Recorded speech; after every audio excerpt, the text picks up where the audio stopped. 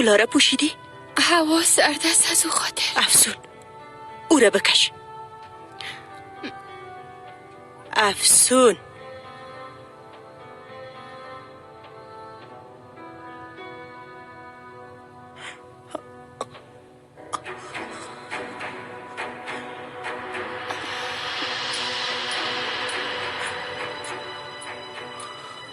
افسون، ای کاره کی همراهیت کده؟ ها؟ کی ای کاره ده حقت کده؟ برام بگو زود باش. ما افتادم. ما میگه بتا قبول کنم ها؟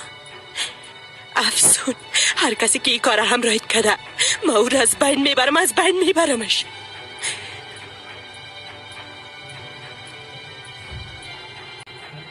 ای کاره کی کده؟ بهار.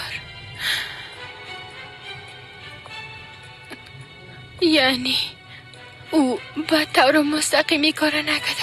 او خب بیازو کسی را نمشناسه که رقم کارا را بکنه. حتما آتش ای کار کده. حتما آتش کس را محضف کده، یا که او نفره که همراه آتش می باشه ندیم از چیه. حتما امونا کدام کار کدن. یک چند لیره شاید برشان داده باشه. افسون، خدا ناراحت نساز. همه چیز خوب خود شد. این چیزا هیچ چیز نیست. اما هر لغته که خوردیم، هر بکسه که برویم زدن، کم عقل من سر جایش آورد. همه چیز درک کردم. بهار با بودن من در اینجا راضی نمیشه. یعنی او بیشتر از این میخواه. او میخواه که من از بین ببره.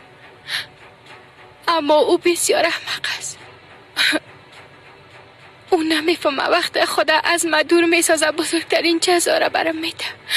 او میخواه که همین قسم باشه. او میخواه که من ده همینجا باشم. میخواه که ده همینجا بپوسم. درست است. تو هم دیگه به اینجا نیا. ناق خدا ناراحت نساز. حالا دیگه به پدرم هم سلام بکن. نه خیر، نه خیر. افسون، افسون، افسون، قربانت شوم. افسون.